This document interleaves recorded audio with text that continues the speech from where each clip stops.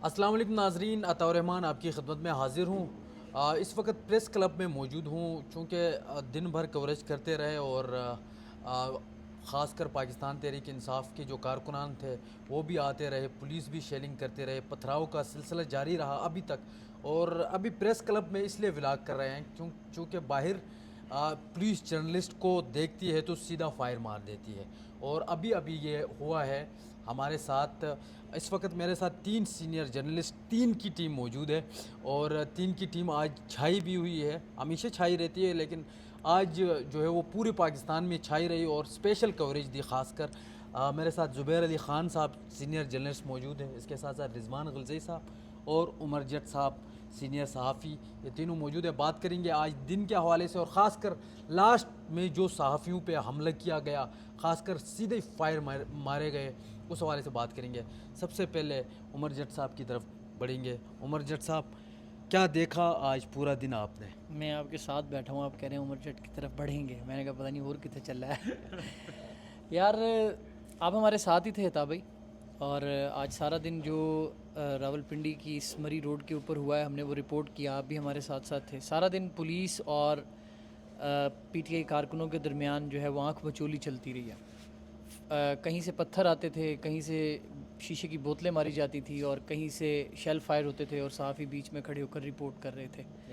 और ज़ाहिरी बात है, जिसका गुस्सा जिस पर चलता है। पहले तो मैं उस अभी जो उधर हमारे साथ बाहर हुआ, आप बल्कि उस कैमरे पर थे जब आपने रिकॉर्ड भी किया और आप गिरे भी। ये जो मोबाइल गिरा, ये बुनियाद आप बेसिकली गिरे थे और मोबाइल भी गिरा।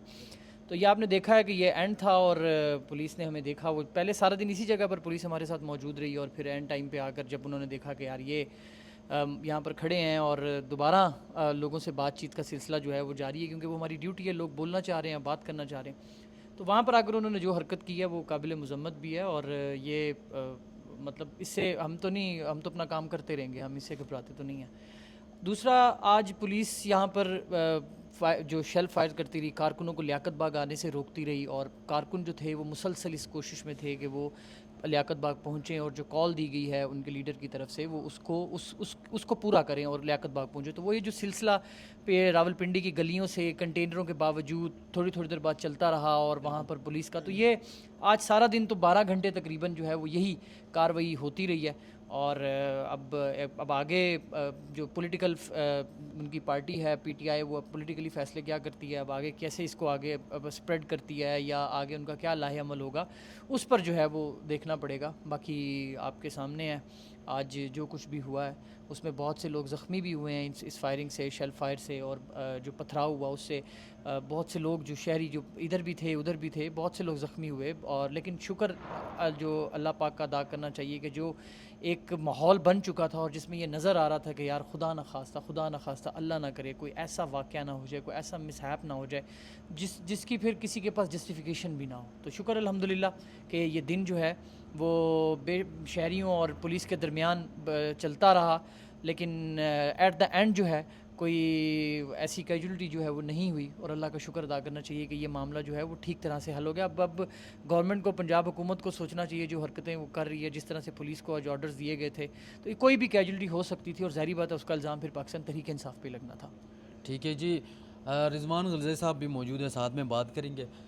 सर, वो वीडियो रिकॉर्ड हो रही थी और आप ही बात कर रहे थे, वहाँ पर डायरेक्ट फायर सहाफ़ियों को क्यों टारगेट किया गया पुलिस की जानिब से? और हमने देखा दिन भर आज टारगेट करते रहे, ख़ासकर लड़ाइयाँ चलती रही पुलिस के साथ सहाफ़ियों की, तो बताइएगा।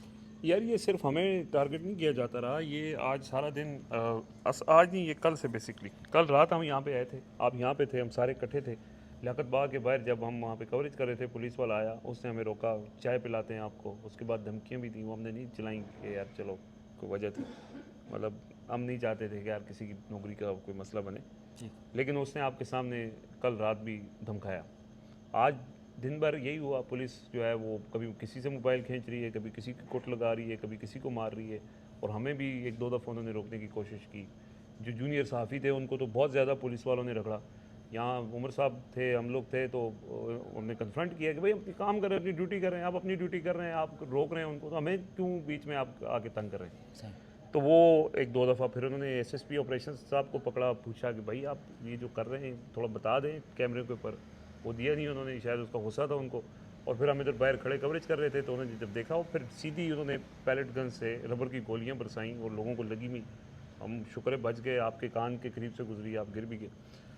लेकिन बहरहाल ये ज़ाहिर है इसका हिस्सा है, ये हमारे प्रोफेशन का हिस्सा है कि इसमें ये ख़तरात तो होते हैं। जब आप सच दिखाते हैं तो आपको बहुत सी चीज़ें फेस करनी पड़ती हैं। तो ये एक रूटीन है, पहले भी होता रहा है, शायद आगे भी हो। असल जो बात है कि आज जो पीटीआई का शो था उसके अंदर एक पिंडी की कॉल थी। पिंडी में तो आज हमने देखा कि लोग निकले, पिंडी में निकले, पिंडी डिवीज़न में निकले। पिंडी डिवीज़न में इस वजह से सबसे ज़्यादा लोग निकले, ये उनका गुस्सा। आज आपने देखा कि रावलपिंडी डिवीज़न के अंदर जो 8 फरवरी को इलेक्शन हुआ था उसके अंदर सबसे बड़ी धांधली इस पूरी डिवीज़न के अंदर हुई कि पिंडी डिवीज़न के कमिश्नर जो है वो टीवी पे आके उन्होंने कहा कि यार हमने 70-70, 80-80 हज़ार से जो लोग जीत रहे थे उनको हरवा दिए। बिल्कुल ठीक है, तो पिंडी के लोगों का वोट चोरी हुआ था, उन्होंने आज उसका गुस्सा निकाला। गुस्सा कैसे निकाला कि पिंडी के लोगों को रोका गया, खौफ फैलाया गया। कल रात से खौफ फैलाया जाता रहा, सड़कें गलियाँ सब कुछ बंद किया जाता रहा, उनको आंसू गैस के शेल्स मारे गए। लेकिन लोग हटे नहीं यार, लोग मौजूद थे, आखिरी टाइम तक मौजूद थे, लोग इंतज़ार करते रह गए और अभी भी मौजूद और है स्ट्रेटजी के तहत मौजूद थे कि जब हम अली अमीन गंडापुर का पेशावर से काफिला आएगा तो उसके बाद हम सॉरी उसके बाद हम लियाकत बाग पहुँचेंगे। खैर वो बेचारे इंतज़ार करते रह गए, अली अमीन गंडापुर साहब वापस चले गए। अली अमीन साहब गंडापुर की वापसी के ऊपर ज़ाहिर है लोगों का गम और गुस्सा भी था कि वो इंतज़ार कर रहे थे, लेकिन ज़ाहिर है कि वो उनकी पार्टी का एक फ़ैसला था, पार्टी की हिकमत अमली थी कि वो वहाँ से चले गए। लेकिन इसके अंदर जो चीज़ समझने की है, ये देखने की है, जो चीज़ क्वेश्चन पैदा करती है, सवाल उठाती है, वो ये है कि अली अमीन गंडापुर की वापसी से 1-1.5 घंटा पहले हुकूमती रहनुमाओं ने कहा कि अली अमीन गंडापुर साहब नहीं पहुँचेंगे और वापस चले जाएंगे। और सहाफ़ियों ने हुकूमती सहाफ़ी जो हुकूमत को कवर करते हैं, जो पैगाम रसानी का काम करते हैं, उन्होंने ट्वीट्स किए कि जी अली अमीन नहीं आ सकेगा और वापस चला जाएगा। अली अमीन गंडापुर साहब ने उनको दुरुस्त साबित किया और वो वापस चले गए।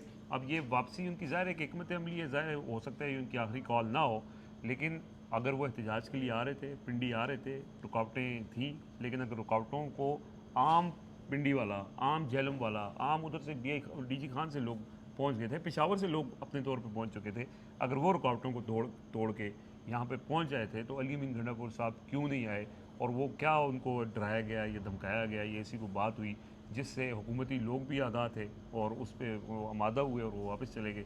ये बहरहाल सवालिया निशान है और ये एक आध दिन में, जैसे ज़ुबैर साहब अभी आपको बताएंगे कि इसका क्या आगे निकलेगा, क्योंकि इमरान खान की कॉल थी, वो ये कह रहे हैं कि इमरान खान की हमने हिदायत के ऊपर ये ख़त्म किया है, ये चीज़ भी सामने आ जाएगी, पता चल जाएगा। आप नजूमी हैं, आपने कहा दिया जुबैर भाई आपको बताएंगे, आपको हो सकता है उन्होंने कोई और पॉइंट बताना हो। नहीं वो बेसिकली इन्होंने अता को सवाल बताया ये समझे नहीं। मैं वही पूछ रहा हूँ कि आप नजूमी हैं, आपने पहले ही बता दिया कि जुबैर भाई बताइए। अच्छा, ज़ुबैर अली ख़ान साहब ये बताएगा कि सहाफ़ी जो है वो अली अमीन गंडापुर बयान देता है कि जो टाउट सहाफ़ी है उसके ख़िलाफ़ बयान दे देता है, तो फिर जितने भी सहाफ़ी है वो खड़े हो जाते हैं, एहतजाज करते हैं, सोशल मीडिया पे ट्रेंड्स करते हैं। आज कहाँ है वो सहाफ़ी? ये अता भाई उन सहाफ़ी तंजीमों की कोई औकात नहीं रह गई है। अब वो सिर्फ तोहीन ग़रीदा की मज़म्मत करने के लिए हैं, उससे आगे बढ़कर ना वो सोचते हैं, ना उनकी इतनी एबिलिटी है कि वो सोच सकें। अब सहाफ़ियों के ऊपर हमले को तो छोड़ें, यहाँ पर आइन टूट गया, इन बुनियादी इंसानी हकूक़ की खिलाफ वर्जियाँ हो रही हैं, उसके ऊपर कोई बात नहीं कर रहा।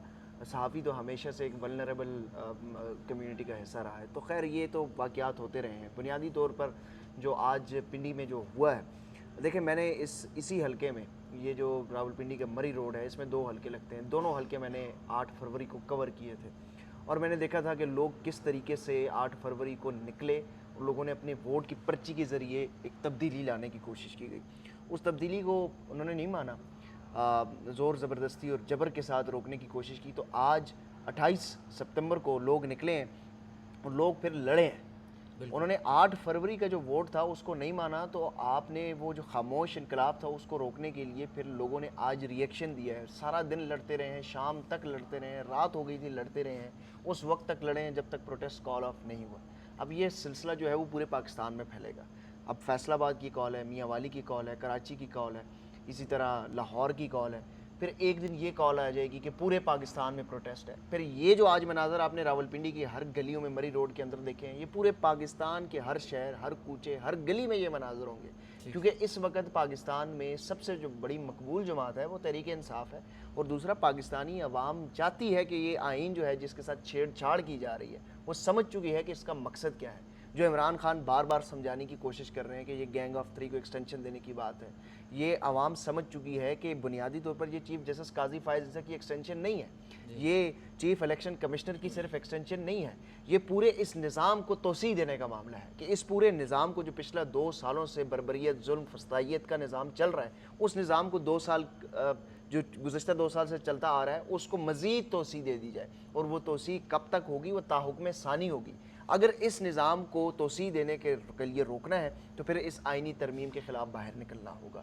अगर इस आइनी तरमीम को मंजूर करवा ली जाती है तो फिर वो निज़ाम जो है वो भी, उसको भी तोसी मिल जाएगी, और वो फिर आप 4 साल 5 साल जो गंडापुर का जो फैसला है वापस जाने का रास्ते से ही, क्योंकि पहले भी हमने देखा है कि वो रास्ते से ही वापस लौट जाते हैं और इस बार भी वापस लौट गए रास्ते से। अब आए वो सवाल की तरफ और वो आखिर कब तक? तीसरी मरतबा हुआ है ना, आखिर कब तक अली अमीन गंडापुर के कहने के ऊपर ये वर्कर पीछे हट जाएंगे? एक दिन आएगा कि अली अमीन गंडापुर भी कहेगा, प्रोटेस्ट कॉल ऑफ करेंगे, बैरिस्टर गोहर साहब भी करेंगे, सलमान अकरम राजा साहब भी कहेंगे, इवन इमरान खान भी कहेगा कि पीछे हट जाओ। ये लोग पीछे नहीं हटेंगे। ये लोगों की बर्दाश्त को आजमाना नहीं चाहिए, लोगों की बस हो चुकी है। ये अगर आप किसी को ये लगता है कि ये सारा दिन रावलपिंडी में जो शो हुआ है ये पूरे पाकिस्तान में फैलने जा रहा है, और जब पूरे पाकिस्तान में ये फैल गया तो फिर कोई अली अमीन गंडापुर नहीं रोक सकेगा, फिर कोई भी पीटीआई का रहनुमा नहीं रोक सकेगा। आज हमने देखा कि रावलपिंडी के अंदर लीडरलेस प्रोटेस्ट था, लोग लड़ते रहे, मज़ाहमत करते रहे, नौजवान, बुजुर्ग, ख़वातीन पहुंची हैं। ख़वातीन जहाँ पर पथराव शेलिंग होती है, हमने कभी नहीं देखा कि ऐसे प्रोटेस्ट में ख़वातीन पहुंची हों, वहाँ पे ख़वातीन भी पहुंची हैं। तो लोगों को ये लड़ाई जो है वो किसी सियासी जमात की लड़ाई नहीं है, ये लड़ाई लोगों ने अपनी ये तस्लीम कर ली है कि ये हमारी हकूक़ की जंग है, हमने अपने हकूक़ के लिए जंग लड़नी है। ये किसी अली अमीन गंडापुर की तो लड़ाई नहीं है, ये इमरान खान की लड़ाई नहीं है, ये पीटीआई की लड़ाई नहीं है, ये बुनियादी तौर पर आईने पाकिस्तान की जंग है। एक तरफ आईने पाकिस्तान है, दूसरी तरफ वो क़ुव्वतें खड़ी हैं जो इस आइन को तोड़ना चाहती हैं, जो इस आइन के साथ छेड़छाड़ करना चाहती हैं, और उनके सामने जो है वो आवाम सबसे बड़ी मज़ाहमत है। ये आइन के साथ छेड़छाड़ जो है वो कामयाब नहीं होगी। अगर किसी ने आइन के साथ छेड़छाड़ की तो फिर ये मुल्क की सालमियत के ऊपर बहुत बड़ा सवाल आ जाएगा। अल्लाह खैर करेगा। ठीक है, बस आखिरी लास्ट में आपने 2-2 सेकंड में जवाब देना है, ये एहतजाज कामयाब हुआ या नाकाम? कामयाब हो गया, 2 सेकंड तो पूरे हो गए। ठीक है, बहुत बड़ा शो था यार। पिंडी ने आज, इससे पहले कभी इतनी मज़ामत हुए हैं, जलसे यहाँ पे हुए हैं, लेकिन जिस तरह रेजिस्ट उन्होंने आज किया है, कमाल। आप बताएं ना। पिंडी ने बाबा जी, पिंडी ने पिंडी है, पिंडी है। पिंडी में जो पावर शो था वो कामयाब हो गया, क्योंकि पाकिस्तान तहरीक इंसाफ का मकसद था एहतजाज करना, और एहतजाज हो गया। एहतजाज उसी को कहते हैं जिससे लॉकडाउन हो, मामूलाती ज़िंदगी बंद हो, तो वो तो कल रात से ही शुरू हो चुका था। और अभी जब से ये प्रोटेस्ट जो है वो कॉल ऑफ किया है, उसके बाद दफ़ा 144 जो है वो भी ख़त्म हो गया है, लोग भी अब आराम से आना जाना शुरू हो चुके हैं, सिर्फ सहाफ़ियों के अलावा।